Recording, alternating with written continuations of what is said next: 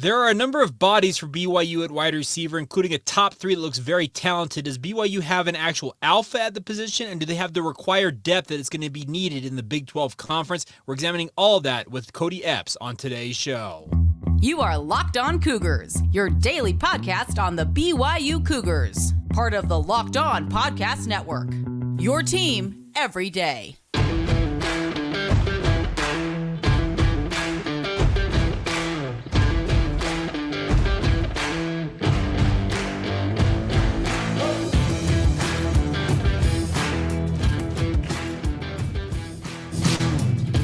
What's up, everybody? I'm Jake Hatch, your host here on Locked On Cougars, your resident BYU insider. Thank you for making Locked On Cougars your first listen of the day. Thank you to all of you who are everydayers with us right here on the Locked On Podcast Network. This podcast is your original daily podcast focused on all things BYU sports, and a big thank you to all of you for your support of this venture. It's a ton of fun to interact with you guys on a daily basis, whether you're watching this on YouTube, listening to one of the regular podcast feeds, reaching out via social media. Thank you to all of you for your support. Of course, it means the world that you guys take time out of your day to check it out. All right, diving right on today's show, getting back into our position group preview / primers, whatever you want to term it. Today, we're going to talk about BYU's wide receiving core. And thing about this wide receiving position for BYU is, on paper, it looks fairly deep. There are a number of bodies on this roster that BYU has put out, and they go from, I think, as a very clear top three of returning top talents for BYU. Of course, I'm speaking of the trio of Keanu Hill, Chase Roberts, and Kody Epps, who I think are going to be BYU's leading three receivers this year, barring one of them getting injured or the like.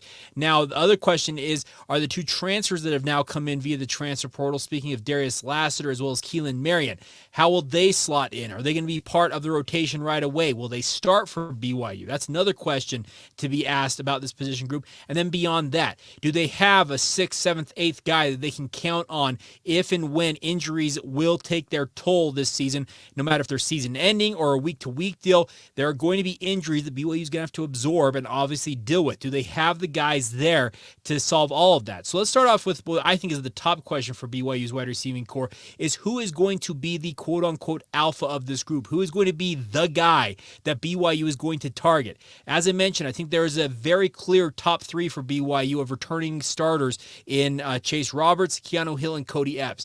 Now, a number of you out there probably are going to think that Kody Epps is the guy who you expect to be the number one wide receiver, number one option for BYU. I'm actually going in a different direction, and that is, I think that Keanu Hill has been overlooked so many times in his BYU career. He is no longer supposed to be overlooked, I think. I think this is a guy who is poised to really break out and make the wide receiver position at BYU his own. He has got all the talent. He has got body size that I think that any of these other wide receivers on BYU's roster would love to have at 6'4", 215 pounds. You cannot teach that. He's got the bloodlines. His father, Lloyd Hill, was an All-American at Texas Tech. Obviously, BYU will be taking on Tech in October, and that'll be the homecoming game for BYU. And he's already said, we talked to him during spring ball, he told his dad, you can't come to that game and wear Texas Tech gear. But the fun part about this is a kid who in all these conversations just continually gets overlooked, and he was BYU's leading receiver last year in many categories. That's the thing about this with Keanu Hill. I think this is going to be the year he really establishes himself as the quote-unquote guy for BYU at wide receiver. Now, that's not to say that Kody Epps and Chase Roberts aren't capable of contributing. Epps is a fantastic slot-type wide receiver, 5'11", 187 pounds. You'll hear from him here in just a moment. I had a great chance to catch up with him at Big 12 Media Days. And then Chase Roberts, a similar body size to Keanu Hill, but plays a little bit differently at 6'4", 210 pounds. You can't teach what these guys have skills-wise, but I think that Keanu Hill is kind of the overlooked key cog in all of this for BYU. And now when I say being the alpha, being the guy for BYU, I'm not saying that Keanu Hill's going to go out, notch 1,500 yards like Austin Collie, and everybody else is going to be picking up scraps on the side. That's not what I'm expecting. I'm just expecting, in my mind, that Keanu Hill has got all the ability, if he is required. Like I say, it's a critical down and distance. You need a 3rd and 6, and you know you're going to be throwing the ball. Keaton Slovis drops back. He's looking for his guy. Who's he look to? I think some of you might think he looks to Kody Epps, and he probably will, but I'm telling you, Keanu Hill has proven time and time again that he can be a difference maker for BYU wide receiver. Now, the other thing that he has over the other two is that Keanu Hill has been on the field far more in his BYU career than Kody Epps and Chase Roberts. Both of them have dealt with injuries, 3 season-ending injuries in 3 straight years for Kody Epps. There's no other way around describing that. Chase Roberts had hip issues that have resolved before he finally saw the field, and even then, last season, he had some other injuries that precluded him from playing in all the games. Keanu Hill, the best ability is availability, and that's what Keanu Hill offers.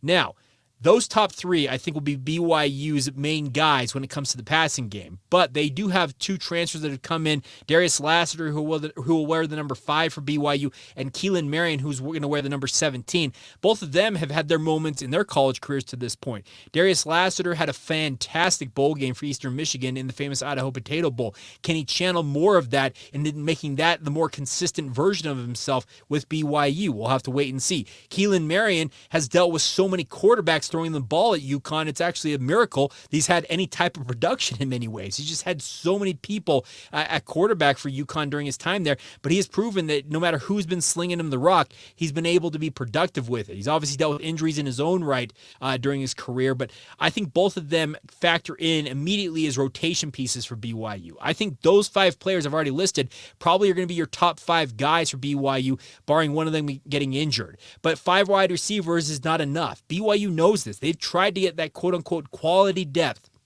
into their football program, and that's something that's going to be very critical for them this year.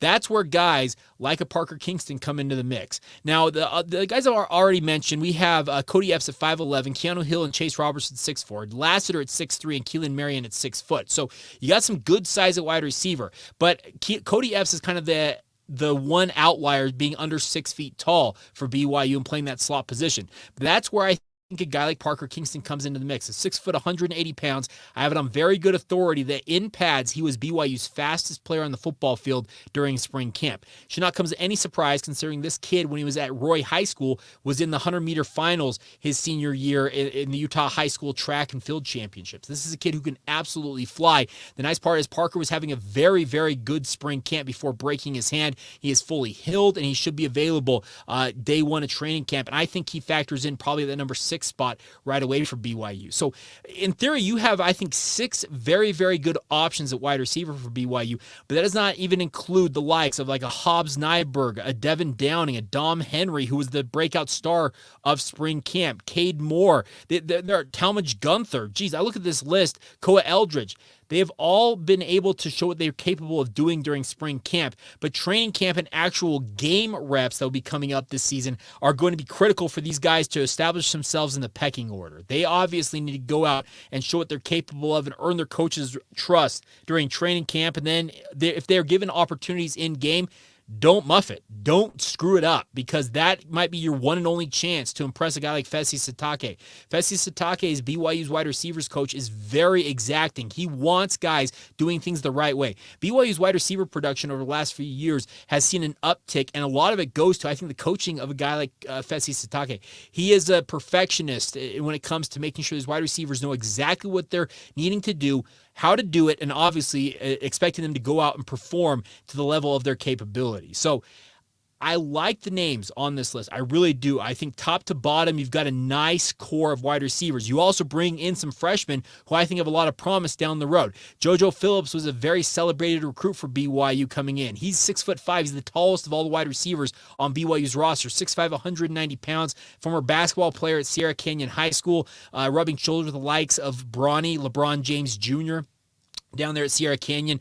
He has got all the ability, it looks like, just looking at his high school tape, of being a future star for BYU. He's going to be joined by Kevin Doe, a walk-on from East High School, who I think has shown some nice things during his high school days, as well as Jake Hill, a returned missionary, coming back off of a mission for the Church of Jesus Christ of Latter-day Saints. And similar to Parker Kingston, Jake Hill is an absolute speedster, but has more size than a guy like Kingston at 6'3", 190 pounds. Hill was a native of St. George, Utah, and prepped at Snow Canyon High School. So I think you have a very, very established kind of different tiers of wide receivers for BYU. I think you've got an established, what I would consider to be at least a top 5, if not a top 6, which I expect in my mind to be the main rotation for BYU. Then I think you have what you call your middle class, where it's a mixture of guys who are young, guys who've been in the program for a year or two on scholarship, or are veteran walk-ons. I'm thinking of guys like Hobbs Nyberg in particular in that mix, a Cade Moore who has stuck around the program for so long here.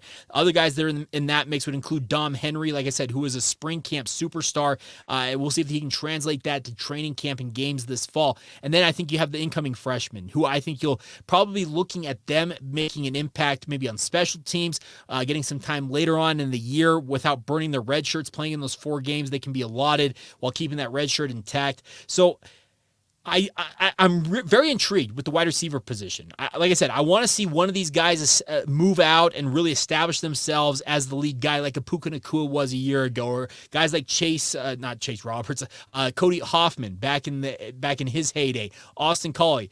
The greatest wide receivers in BYU history, Margin Hooks, on down the list. You can think back. They were guys who were able to establish themselves as the guy and went out and produced like that as well. My money's on Keanu Hill coming seemingly, quote-unquote, out of nowhere for some of you, I think, to do that. But don't be surprised if Kody Epps has that opportunity, Chase Roberts has got the ability to do that, or maybe one of these transfers, and both Darius Lasser and Keelan Marion really just seize the opportunity by the horns and really establish themselves. They do need to find a go-to guy at this position, and my money's on Keanu Hill right now. Could I be wrong about that? Absolutely. I've been wrong before. I'll be wrong again, but I've got my money on Keanu Hill. I'd love to see who you guys will project. Do you think it's Kody Epps? Do you think one of these transfers has the ability? Do you think one of the other guys on this roster at wide receiver have the chops to come out and really make a strong impression? Could Dom Henry, all that stuff we saw during spring ball with him showing out and making these big catches seemingly every time we were out there as a media corps, does that actually translatable to the football field? If that is, he could find himself supplanting somebody potentially in the pecking order, maybe making that rotation 7 or 8 guys deep. That's the thing about this is I think there's a nice rotation cast available for BYU, and in particular a guy like Keaton Slovis to throw the rock to, but you need to have that guy or maybe 1 or 2 guys that when it's a critical down distance, like I said, a 3rd and 6, you got to convert, you're down 3, you're trying to get yourself in field goal range. You guys get the scenarios I'm kind of describing here. You need to have 1 or 2 of those guys that you know, hey, this is the route I need you to run. I need you to get it to the 6. I need you to get me a first down. And even if it's great coverage, they still find a way to get themselves an opening where you can fire it in there if you're Keaton Slovis and convert and move the chains.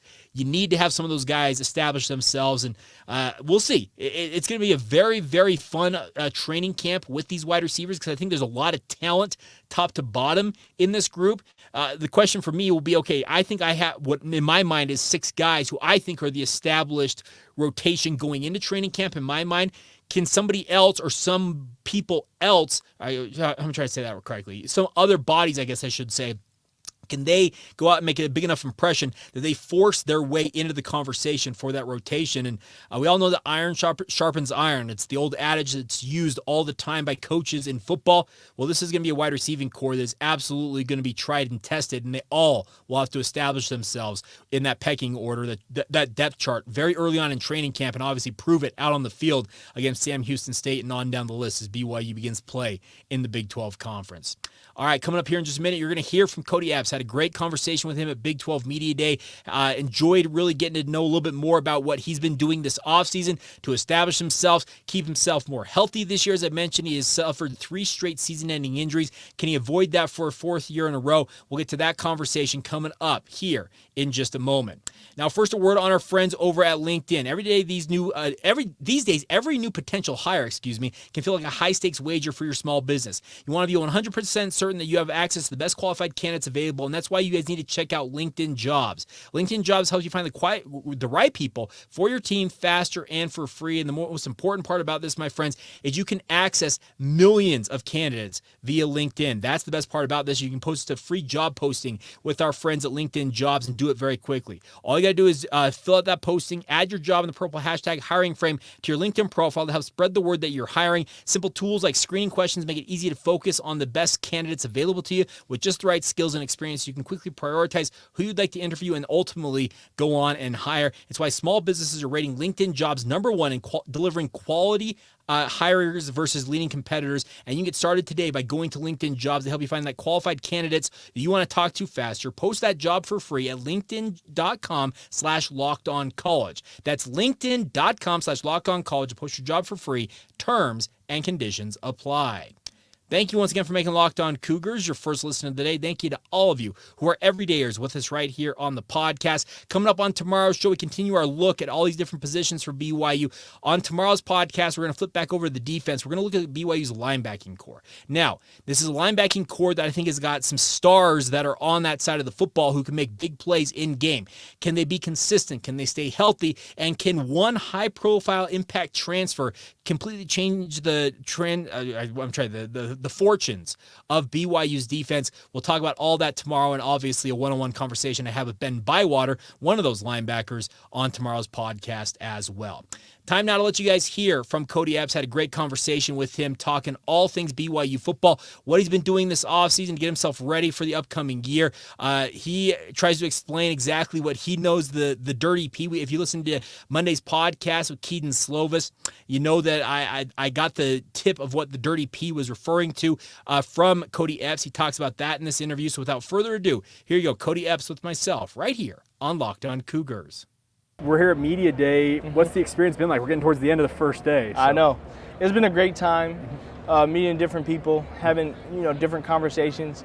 I'm blessed. I haven't got the same question twice at all today, so it's been a great time. Just being with my teammates, being with my coach, being with Tom Homo, and then just the media team out here. It's fun, man, to be outside of Provo, outside of the Dirty P. We outside of the Dirty P out here working on the Big 12 Media Day. So it's been the Dirty P. Shout out to Keaton. Keaton calls Provo the Dirty P. So is there a reason behind it? I'm going to have to ask him about this. Dude, I do not know, but once I heard him say it, I was like, oh, yes, the it Dirty fits. P. Okay. Yeah. All right. Fair enough. Because it's kind of like Provo is the total opposite of the Dirty P. Yeah. It's like the cleanest place on planet Earth, but it's the Dirty P. I like that. Yeah. Actually, I think we can embrace that. Absolutely. Yeah. Now, obviously, you guys are going into the Big 12 this year. What's your excitement level about that? Just to be able to play good football week in and week out against the teams with a lot of history is something exciting to look forward to. And just to be backed by a conference now, not like Tom Homo scrambling and Coach Galani trying to scramble games for us. To be able to have a schedule that's most likely going to be allotted to us no matter what the circumstances are is pretty exciting. Now, you're a kid. You played at a very high level in high school. Modern day is one of the who's who. We're #1 in the nation right now, baby. Exactly. Like the who's who of high school football. So obviously you're going to be playing against guys the caliber you played against in high school. And I know you did that at times during your time in Independence as well, but how exciting is that knowing you're playing top level athletes weekly? Yes. I mean, it's exciting. It's just like what you said, man. I try to, anytime I'm going into something new, I try to recall on an experience that I had that was somewhere near this, and it's all relative because high school football is nowhere near college football, but just the intensity of going in each and every week playing against top-level dudes is going to be so fun, and something that I can remember doing in high school. Does it feel real now that you're here at Media Day that, like, hey, this is happening? Yes. Okay. It's kind of – because, for me, I've been saying this. I've said this a couple of times today that for me as a football player, being in a conference and being outside of a conference is kind of no different to me because I'm just going out there and playing football no matter who the team is. But the realization of being a part of a media day and the conference and all the teams stepping out, like, it's a pretty cool experience and it's pretty eye-opening. So, obviously, you got guys like Keanu Hill alongside you, Chase, that you've been playing with for quite a while. But you also add two guys in Darius Lassiter and Keelan Marion to the mix. How have they fit in so far? Super well. They've gelled with the team, pretty seamless. They've come in. All they do is work, dude. All those dudes do is work. They come in every single day, ready to lift, ready to run, ready to have fun with the boys in the locker room, ready to bring a different aspect and a different view on life. But it's always so fun to be around those dudes, and I'm so happy to have them on the team.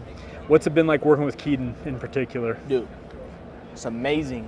It's amazing. So I was talking to Zach Wilson the other day when he came by to throw with John Beck, and I was telling him, dude, I'm probably the most blessed receiver in all the history of football. I get Bryce Young, Zach Wilson, Jaren Hall, and now I get Keaton Slovis. So I'm on a roll, dude. I can't complain. Okay, so that's 3 for 3 in NFL quarterbacks. Is Keaton going to be number 4? Yes, without a doubt. I have the utmost faith in Keaton. however far he wants to take it and in his ability. We try to stay away from hypotheticals on where things are going to end up and stuff, but I have the utmost faith in wherever he wants to take his career and whatever he wants to do with it, he's going to do it. Now, you guys looking forward about 50-ish days away from the season actually starting. What do you need to work on the most, you feel like, leading up to training camp? Personally? Yeah. I think personally just getting in and out of my breaks. Just being a technician at the position and just working on my hands so I can be reliable. One thing I want to do is I don't want to have any drop balls in this upcoming season. So being able to be someone reliable that Coach A-Rod can lean on, Coach Fessy can lean on, and Keaton can lean on, and my teammates. Just working on those little things so I can be efficient and effective throughout the game. Now, you guys, obviously, as wide receivers, you guys crave having the ball in your hands. Like, are you guys capable of working in tandem with one another? Like, let's say if there's 100 catches to be had, are you okay with all 5 of you guys? I kind of list the 5 guys I already mentioned as you guys being the top 5. Would you be okay with having 20 catches while everybody else has 20 catches? Or are you a guy that wants to be the alpha and have the majority? So the thing about it is I think that's why the group is so well put together by Coach Fessy. Okay. Because you have a bunch of selfless dudes. Yeah. We all have one goal in mind, and that's to make sure that we're effective and we're efficient within our offense, whatever that is. I think I heard Darius say the other day, dude, I don't care. Okay, he has a brother that I think plays for Kansas. He does. He said he wants to have a big game against Kansas. But other than that, dude, we're not focused on the numbers or anything like that. I haven't heard that from any of the guys, and I don't spew that out in any other way. Yeah. Of course, we want to, we play the position to score touchdowns and stuff, but our biggest thing is being effective and doing what we need to do and doing our 111 for our football team. There you go, Kody Epps, BYU wide receiver, and a big thank you to him for taking the time to talk with me one-on-one, a dude that I love talking to. He is just a guy who has got just this engaging personality, and I will concur with somebody down at Big 12 Media Days who said after speaking with Kody Epps, that is a kid that has got the potential to be a broadcast TV superstar, if that's what he ultimately wants to pursue, because he's got the personality, he's got the ability to deliver information concisely in an informative way. He's a very, very savvy young man, and the nice part is it doesn't hurt that he's a fantastic football player to boot. Who knows what the future holds for a guy like Kody Epps, but it seems like he is just starting to see his star really take off. But that's not a bad thing. BYU's been a big beneficiary of having him in the mix, obviously, as they get ready for this Big 12 era, and obviously his talent will be much needed out on the football field this fall. All right, coming up here in just a minute, we finish up today's show. We'll look back at another game in the 2020 season for BYU, one of the early tests for BYU in a season otherwise that they really kind of ran roughshod through. We'll talk about that. We'll also talk about a new deal for BYU, a new partnership, I should say, to help BYU student athletes with their mental performance coaching, all that type of stuff. We'll get to all of that as we continue on right here on Locked On Cougars. Now, first, a word on our friends over at Perry Homes. They've been working with us for a few months now. The best part about Perry Homes is they are your local home provider here along the Wasatch Front. No matter what you're looking for, if you're looking for your first home or you're looking for your dream home or literally anything in between, Perry Homes has a house for you, my friends. For 50 years, Perry Homes is in Utah's premier home builder with communities throughout the state. They got communities, home designs, and price points all designed to help meet your needs. That's what I love about what Perry Homes is doing here. They have beautiful communities in Davis, Salt Lake, Tooele, and Utah counties, along the Wasatch Front, if I get that out of my mouth. They also have multiple communities in Washington County near St. George as well, if that's something you're looking for, moving down to the southern end of the state. They offer over 50 unique home designs from ramblers to 2 stories to townhomes and everything in between. Once again, like I said, it's all designed to help you guys out, and they're offering generous financing incentives right now through their preferred lender as well. So visit PerryHomesUtah.com to see what's new in Utah's finest neighborhoods. That's PerryHomesUtah.com. That's PERRY, for those of you wondering, PerryHomesUtah.com. For 50 years, Utah has been coming home to Perry Homes. Thank you once again for checking out Locked On Cougars and making it a part of your routine, everybody. Hope you're having a fantastic Wednesday. Whenever you hear and or watch this, morning, noon, night, no matter when you consume it, thank you for checking it out. All right, a couple of notes before we go on today's show is BYU Athletics announced a new partnership yesterday.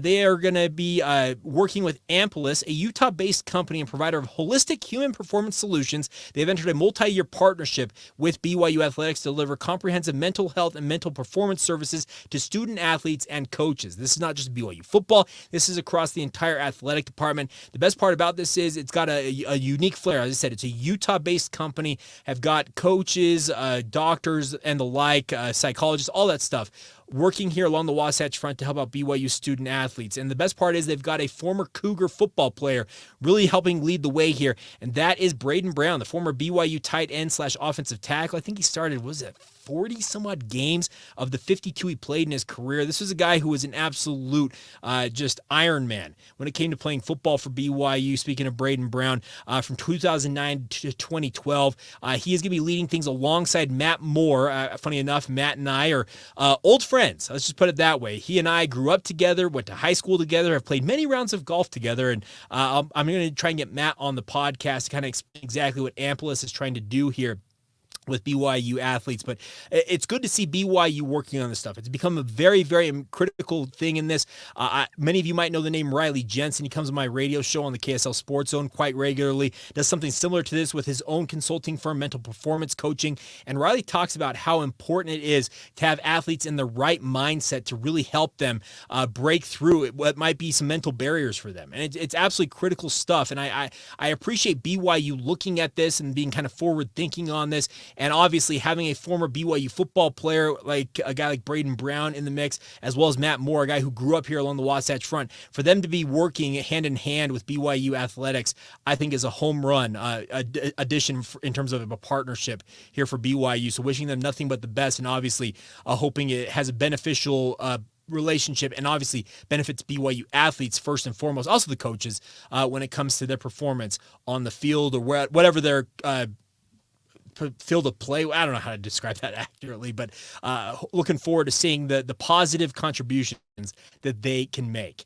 All right, coming up, not coming up, we're going to wrap it up looking back at another game of BYU football history. We've been grinding through the 2020 season here, and we talked yesterday about back-to-back wins at home against Troy and Louisiana Tech. Well, BYU wrapped up a 3-game homestand with a game against UTSA. Now, UTSA had kind of been an up-and-down program. They haven't been at the FBS level very long, but this game in particular was one that BYU, looking back on it, got one of their stiffest tests of the season, and I'm actually not surprised by it, knowing what UTSA has gone on to do since that time. Now, UTSA came into this game as a pretty heavy underdog, and BYU found themselves up 14-3 at halftime. But the thing about it was UTSA refused to go away. They scored 17 points in the second half, 14 of those in the fourth quarter, to make this a pretty tough game for BYU. Lowell Narcisse, their quarterback, was 17 of 20 for 229 yards and 2 touchdowns. Match essentially what Zach Wilson did, actually outdid him in the completion percentage, with Wilson going 22 of 30 for 292 yards and 2 touchdowns of his own.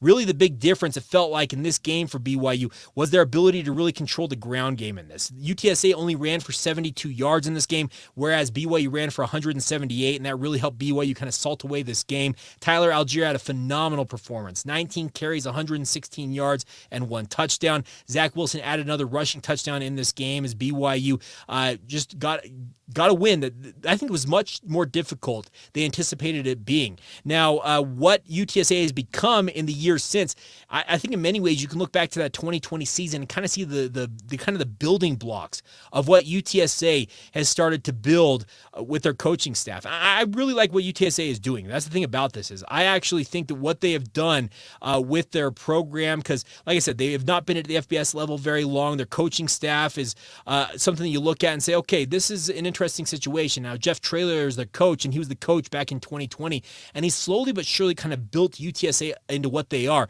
And to their credit, they look like one of those teams that could very quickly become a formidable force in college football. But BYU obviously got away with the win. They were ranked 15th in this game, and it pushed BYU's record to 4-0. And then BYU would go on the road to Houston the following Friday for the first game that I think many of you, I think a couple of you who've listened to this podcast regularly that I know quite well.